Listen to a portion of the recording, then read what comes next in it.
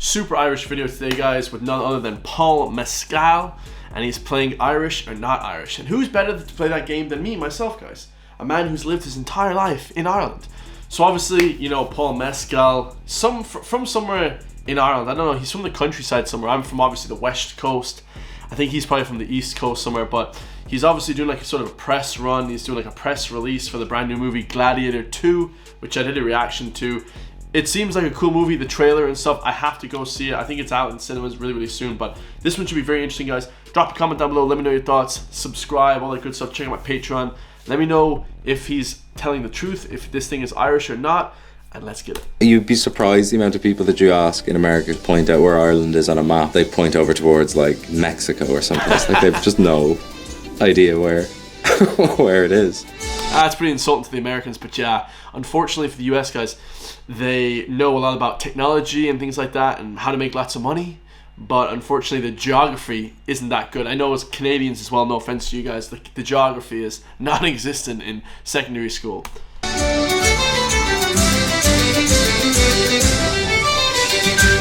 Four-leaf clover. So I'm going to play this game myself, guys, because of course, like I said, I've lived here my whole life. I'm going to say this is not Irish because I think a clover, which we have tons of them just outside in the garden, they're like 3 leaves, right? They only have 3 leaves. And the 4-leaf clover, that's like that's like an American thing made up to signify like good luck, I think, something like that. 4-leaf clover is probably an American construction. I'm going to say it's probably not Irish. Am I right about that? Yeah, so shamrocks So I am right. Okay, I thought I was kind of on the edge right there. Are 3, it's like a little clover with 3. I think it was used by St. Patrick to talk about the Father, the Holy Spirit, and the... Yeah, the Holy Trinity. What's the other one? Father, the Holy Spirit, and the Son. Yeah, I'm not religious anymore, so yeah, that's the difference. Not religious anymore? Since you joined Hollywood, Paul Mescal, you're not religious. What happened there, brother? Come back to Ireland, okay? And guys, it's funny because all these other actors that he's going to mention in this, and I don't know who's going to mention, but it says in the description he mentions other actors.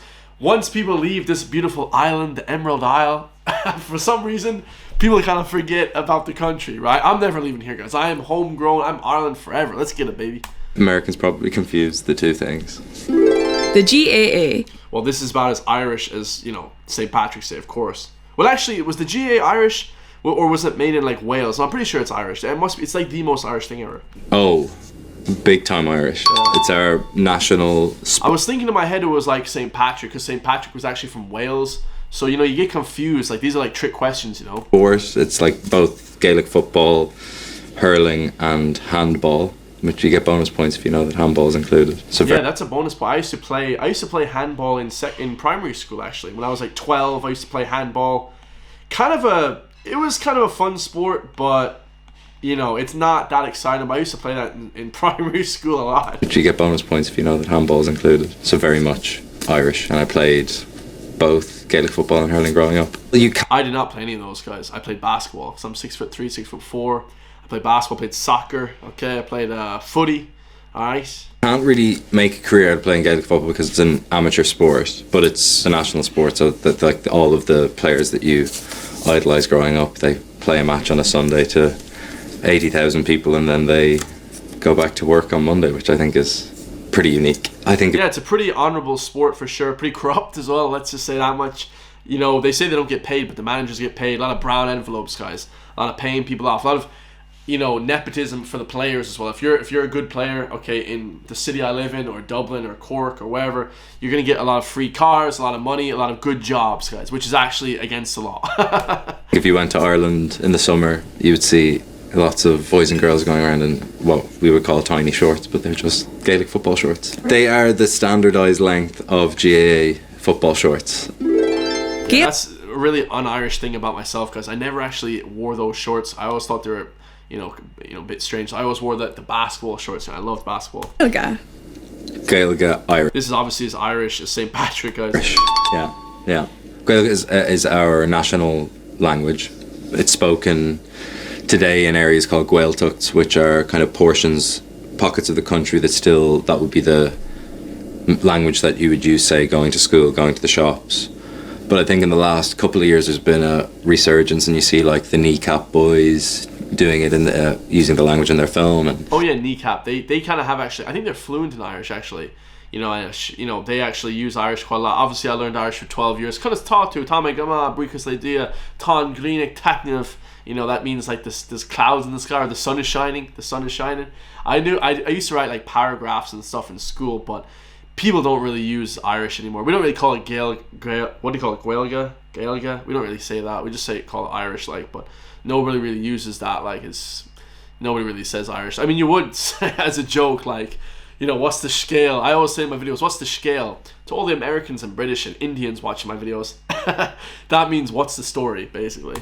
And things like that. So it's having a resurgence, which is great, because it was in decline for a second there. I can speak a bit of Gaeilge. My primary school that I went to was all through Irish, and I did my junior cert, which is not the SATs, the one below that, all through Irish. But then that's so tough, guys. To learn to go. Anyone that went to primary school or secondary school in Ireland that did Irish as the primary language, you learned maths through geography, that would just be a head wreck. That's impossibly tough to learn. I definitely didn't go to a school that did that. It's kind of like any language, it kind of disappears a little bit when you don't use it, but the bit of Irish that I have, I would be very proud of. Should be grand anyway. Be surprised the amount of people that you ask in America who have if you were to ask them to point out where Ireland is on a map, they point over towards Mexico or someplace. See, I always hear my Irish friends and family say that, but here's the thing, guys. If I was to ask an Irish person, point out where Wisconsin is on a map, or point out where South Dakota is on the map, or let me think of a really hard, point out where I don't know, flipping Washington is, or some really obscure state, then we wouldn't know where that is in America either. So this kind of laughy thing that us Irish do to make fun of Americans is a bit it's a bit dishonest. It's a bit intellectually dishonest, I must say. It's kind of a thing to make fun of Americans. If I was to ask you guys where BC was in Canada, or where, I don't know, Windsor was in Canada, would you guys know where to point that out on the map? Anyone in Ireland? No, you wouldn't. Okay, or Nova Scotia, or from PEI, Prince Edward Island, would you know where to point that out in Canada on the map? No, you wouldn't. Or Tijuana, which is still in North Mexico, or North America? No, you wouldn't. No idea where where it is. Top of the morning. Top of the morning to you. This is very Irish. No, it's not, guys. That's a joke. Top of the morning is an American construct. I believe was made famous by the cereal. What's that cereal called? I cannot believe I can't remember it. The really Irish cereal, and leprechauns and stuff going around with the hats and stuff. Top of the morning to you. I got my pot of gold at the edge of the rainbow. And not Irish. I feel like we're going to come to a lot of American constructions of Irish things, and that's not something any Irish person would say. No. Things that American people think is Irish are leprechauns. It's funny, we wouldn't even say that as a joke. Guys, I wouldn't even say to my friends, top of the morning to you, even as a joke. I've never heard that my whole life living in the country. I'm nearly 30. We wouldn't even say that as a joke, guys. Isn't that funny? That's a super American thing. 4-leaf clovers, top of the mornings, Irish coffees. I would say we don't drink as Irish stop, would you now, Paul Mescal? An Irish coffee, that's very Irish. You just put whiskey, or actually, what would you put in Irish? Baileys? You put Baileys in Irish coffee? Much. So those would be the main ones, I would say. I'm sure more will come up. Okay, guys, this is pretty good so far, but I love to see Paul Mescal talk about more the culture in the country. I want to see him talk more about the people in the country. A lock-in. A lock-in. This is very Irish. I think I've only been to one in my life, but it's basically where people get locked into the pub after it closes. Again, another legal activity, but we don't really care too much about the law in this country. Irish, yeah. So a lock-in is when the bar is closed, but if you know the owner of the bar, he'll kick out, say, a certain, say, 70% of the bar, and then 30% of you will be left. They'll close the curtains. It normally involves sing-songs afterwards. If you can come across a lock-in, I would highly recommend. They're normally around Irish weddings or funerals. Irish people, I think, are pretty famous for their funerals. They're actually just big celebrations, unless there's an innate tragedy involved, but there's lots of drinking and lock-ins and weddings and funerals, I think. I like Paul Mescal a lot. He speaks really well. He's probably from like, let's be honest, a private school somewhere. And I'm not sure if he is like that. I'm definitely not. But he's very well spoken, which is kind of cool to see. You know, a lot of people that become famous in Ireland, they can't really even speak English that well. And it's kind of a bit weird, but kind of a cool guy. Like, he does seem a lot different now with the hair and the whole thing going on ever since he moved to Hollywood. But, you know, of course, guys, he dropped, you know, Jesus and God as soon as he moved to Hollywood. I think Irish people do it pretty well. Halloween. Halloween, I think, actually was invented in Ireland, guys. This is actually an Irish thing. This is like a general knowledge kind of test. Irish, apparently. I only found out about this today. They love Halloween in America, don't they? Like, they big into it. We call it Iha Hauna in Ireland. St. Patty's Day. St. Patrick's Day. This isn't Irish. This is like flipping. This is American, isn't it? Eh. That's a joke. This is obviously extremely Irish. Oh, St. Patty's. Sorry, I got the spelling messed up there. Yeah, it's Patty's. So just replace the 2 T's with D's, right? D for, you know, Donald Trump. No. Again, I think Americans do St. Patrick's Day, which is Irish, not St. Patty's Day. I mean, that's a good holiday in Ireland. It's always fun. Come here, lads. I love St. Patrick's Day. I feel like the winter starts at Halloween to St. Patrick's Day. I feel like we invented those 2 dates, like the Irish people, like back way in the day, you know. Because Halloween, you know, 31st of October, it starts to get cold. That's like the whole winter, and then St. Patrick's Day, March 17th, I believe. Yeah, March 17th. It's basically when it starts to get kind of sunny again, the weather in the country. So I think that we kind of had that sort of date to know in our heads, right? It's an excuse for lots of like kind of like underage drinking. Like, you kind of escape for the day and then try and return home and appear sober to your parents. It's kind of a rite of passage in Ireland. An Irish goodbye. Oh. This has to be Irish, because I do this all the time. I never say goodbye to anyone. I just bounce. Big advocate of an Irish goodbye. I'm going to stick to my guns and say that it's Irish. If you're at like a party with lots of people, if you have naturally avoidant tendencies, goodbyes can be difficult. So I would tend to, if you're close enough with the people, you can kind of just, when your time has come to say goodnight, you will just, instead of being an evolved human being, you will just slán go fóill, lads, I'm off. Or how ya know? I'm off now, boys. Just head for the exit and tell everybody the next day that you didn't say goodbye. Having the crack, spelled C-R-A-C-K. That's definitely not Irish. Having the crack, I mean, that would be like literally smoking a crack pipe. The Harlem version of cocaine. No, not Irish. Not Irish. It's spelled C-R-A-I-C, incredibly Irish. But I think it would get confusing if you spelled it C-R-A-C-K. What's the crack? We would use the word crack for fun, or like, what's the story? What's the story? What's the scale? Okay, he wouldn't know that one now, boys. That's a real country one now. What's the scale, lads? It's a kind of versatile phrase. Yeah. What's the crack? It confuses Americans because they think it's probably something to do with something else. I appreciate the attempt, though. It's Irish. It's kind of this is what I would say that spelling would mean. Well, when you say what's the crack, you wouldn't know what it's spelled like. So if Americans say it, then that's fine, right? The Bowron. The Bowron, oh Jesus, that must be Irish, right? That's like it's like a drum with kind of like, I think it was like historically like sheepskin or some sort of like animal skin with like a little wooden thing that you kind of like just basically play the drums with on your hand. It's like a handheld drum. Bowron, Irish. It's like a little hand drum. I would say it's quite a stirring instrument. Yeah, very Irish.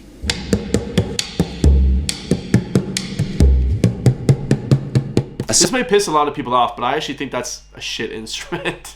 No offense.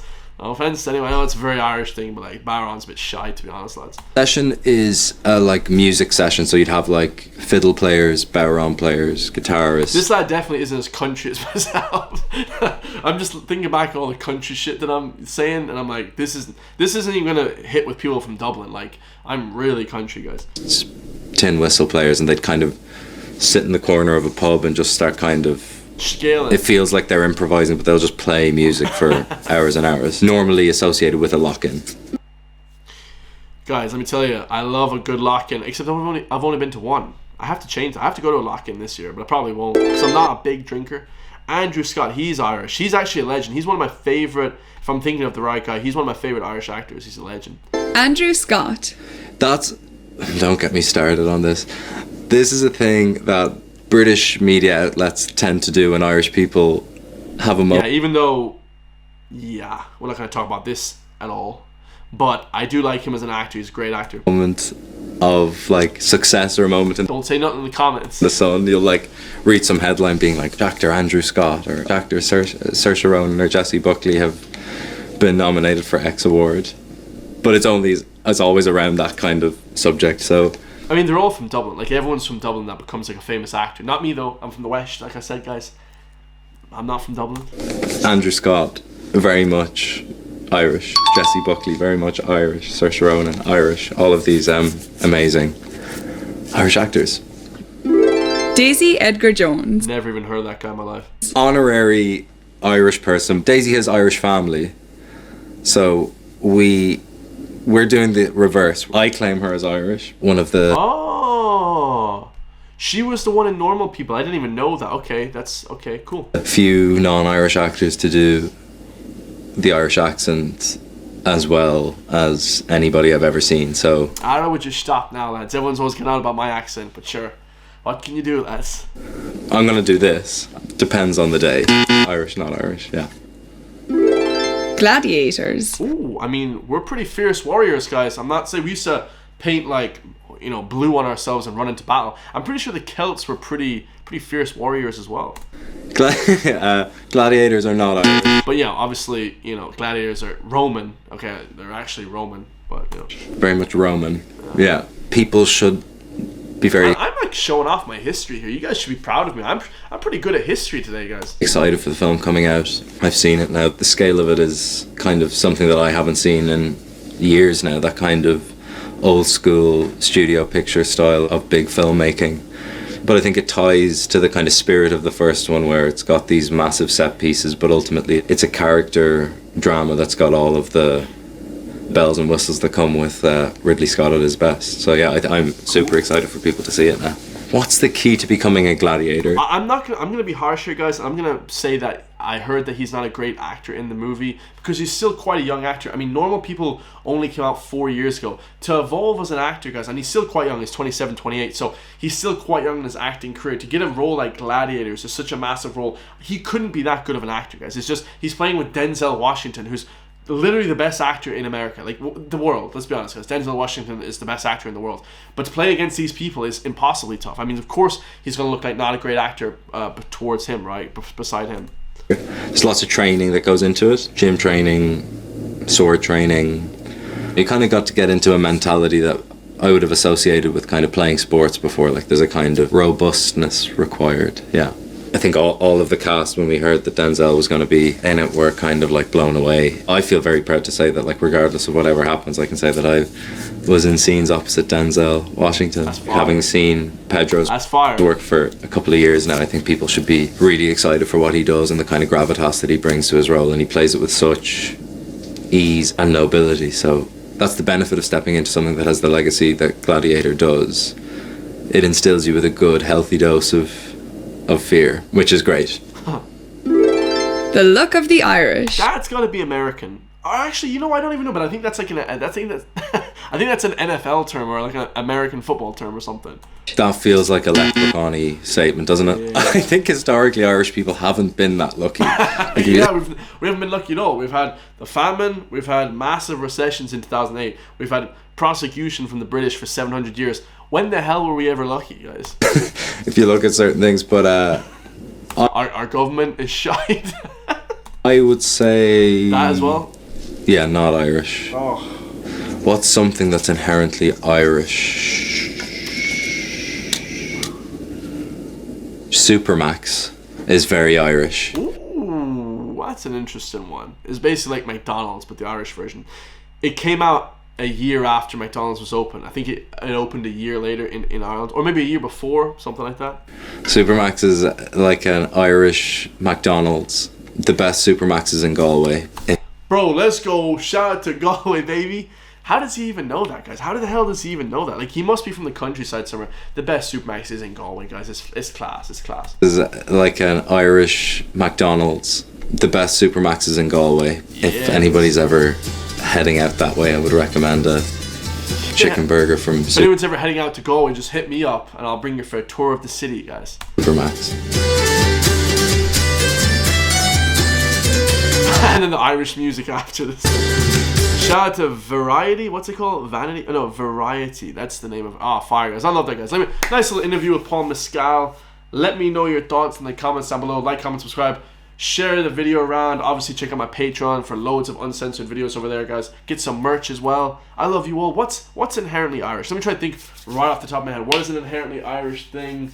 Just try to look around this room real quick. The college I went to, that's kind of a bit of a lame one.